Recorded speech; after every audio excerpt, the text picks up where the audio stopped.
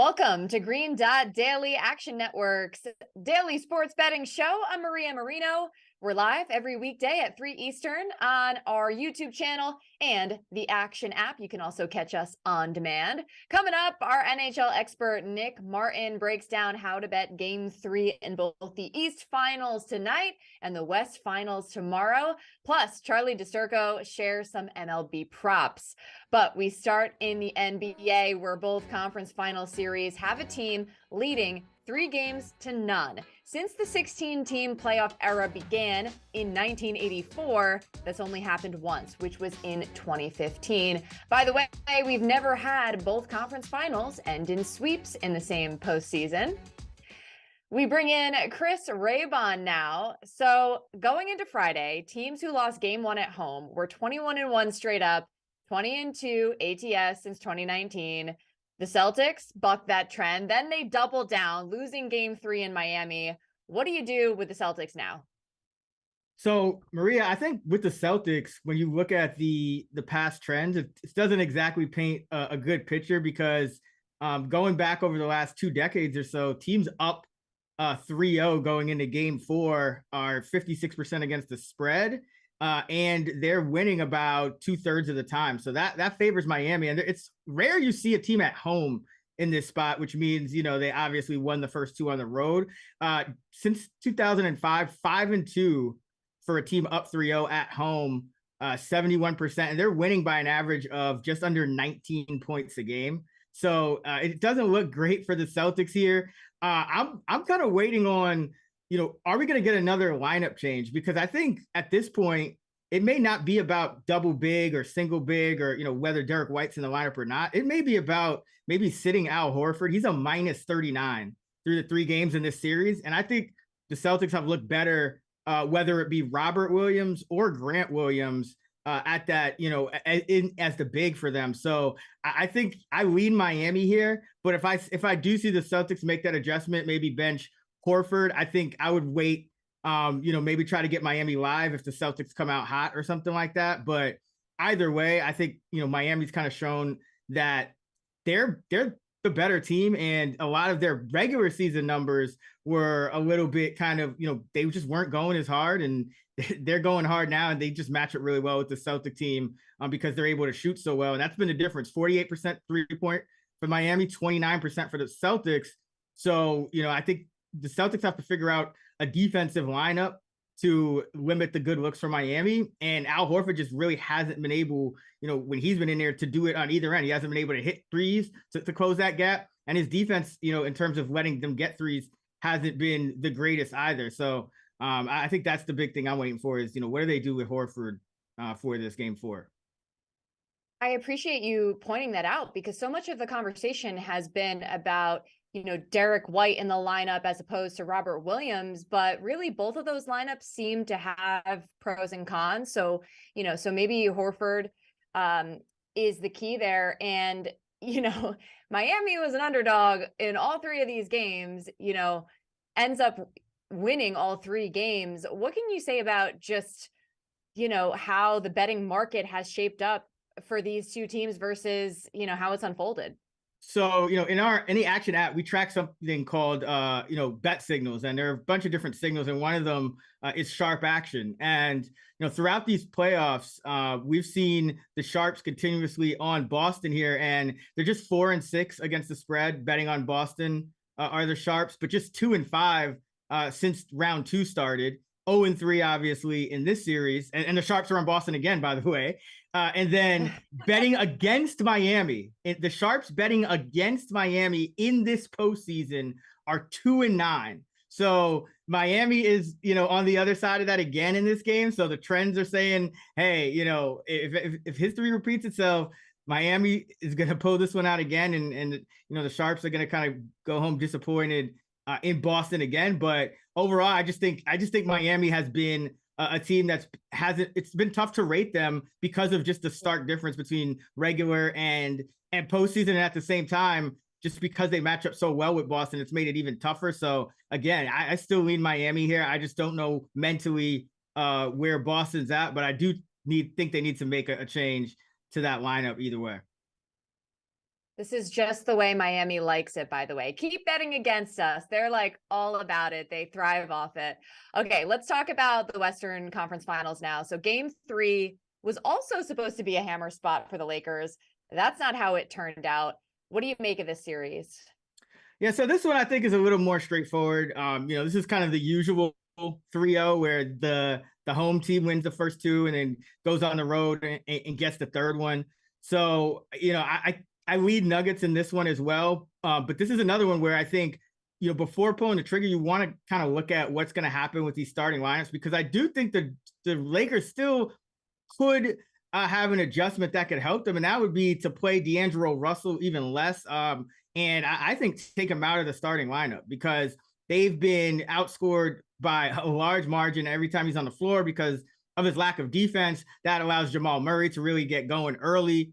So, Darvin Ham has been reluctant to bench Russell. He's gone with Schroeder in place of Vanderbilt. He's kind of been swapping those two guys in and out, but he hasn't gone with, Rui and Schroeder and Reeves and then LeBron and AD. So I think that's a lineup that he may want to, kind of experiment with to start the game.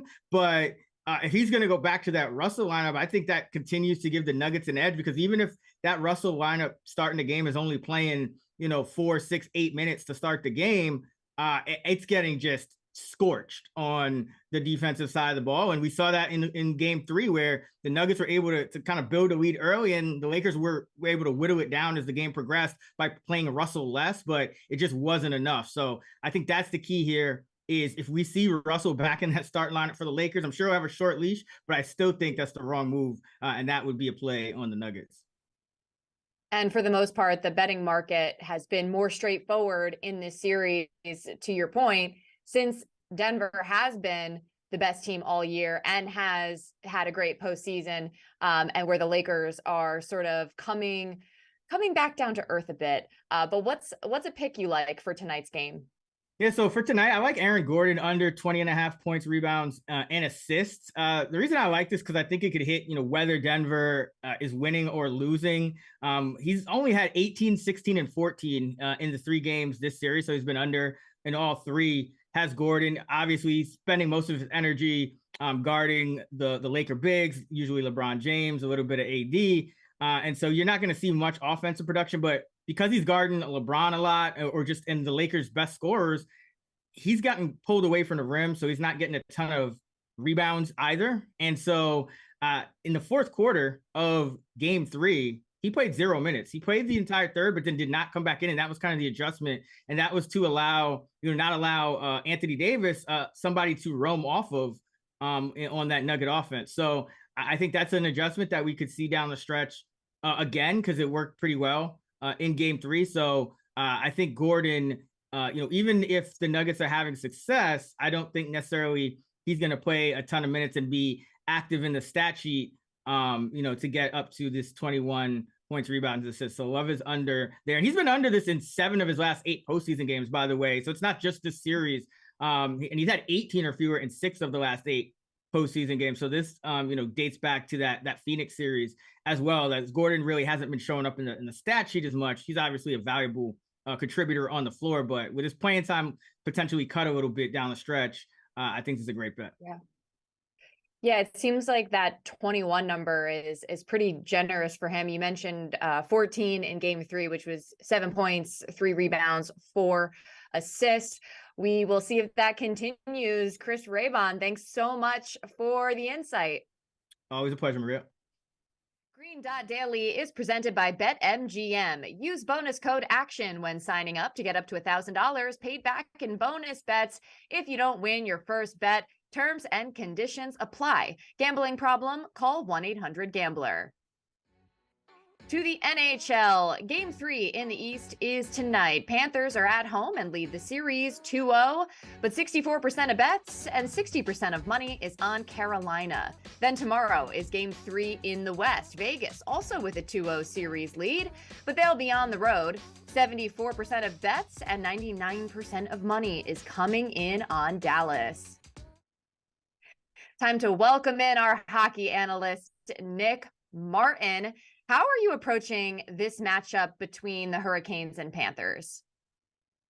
Yeah, so I think tonight this is a great time to back a team that has been the better team through games as a slight underdog or pick them wherever it is now. I think we're happy to get Carolina in this matchup versus Florida.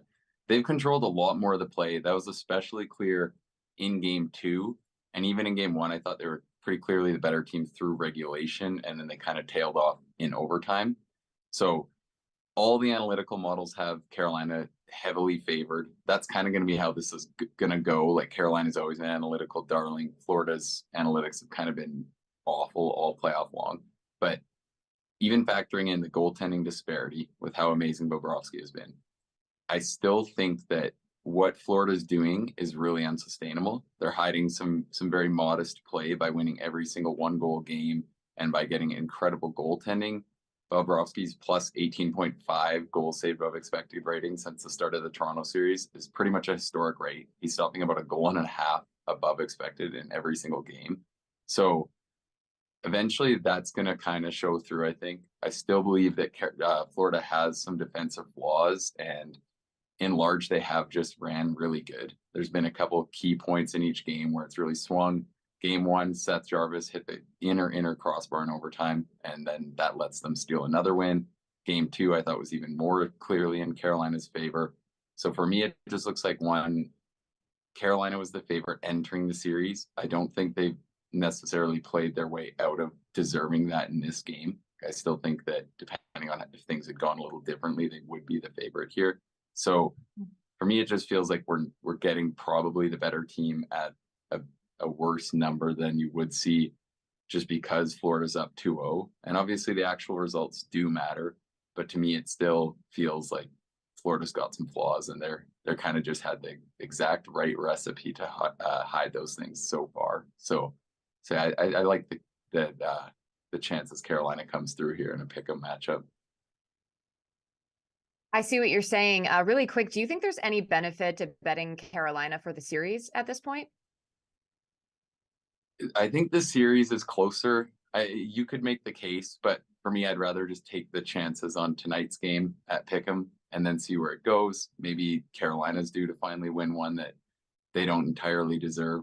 So I wouldn't hate a bet on Carolina to win the series at all, but I'd probably almost lean towards a cup outright bet, or maybe someone like Slavin to win the Conn Smythe if I were going to go down that road. Yeah, I'm happy to lock in this number for game 3 tonight for sure. Got it. Okay, let's move on to tomorrow. Golden Knights and Stars. What's your pick there? Yeah, so it's a lot of the same kind of narratives. Like we're definitely looking at another one where Dallas was clearly the better team in game 2, probably even more black and white that they were the better team. Even Mark Stone, Vegas captain, said post game that basically they stole that one. And Vegas has had really well-rounded team play, probably more so than Florida, but it still just seems like one where Dallas showed enough that I'm really happy to lock this number in with them at home. Eventually, you would think Jake Oettinger in goal should prove to be an edge over Aiden Hill in what are 50-50 games, the way these two have gone. So same kind of logic here for me. They're down 2-0, but they've been good enough. Maybe a little less value on this number. Maybe you could almost make more of a case here for an outright on the series or with the Stars to win the cup. But basically the same kind of mentality for me here, just thinking a similar performance will lead to a better result for Dallas.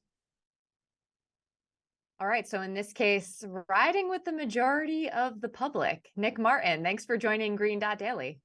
Thank you. To baseball now, and let's give some props to our own Charlie DiSturco. He's 5-1 over his last 6 MLB plays, including Francisco Lindor to homer and Yordan Alvarez to drive in 2+ runs.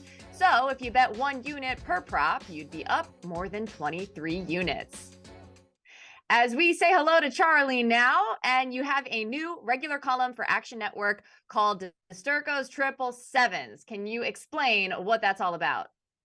Yeah, so Monday, Wednesday, Friday, I'll be having an article out basically breaking down MLB hitters and the props that I like for that given day. Every hitter, I give a total bases prop, so over 1.5 total bases, and then a little dabble on a home run. And of course, the triple sevens, if you're trying to hit the lottery ticket, all three parlayed together in a home run, it comes out to a big payout. So it just debuted today, the first one. So hoping that this past weekend of hot streak going on player props continued into Monday.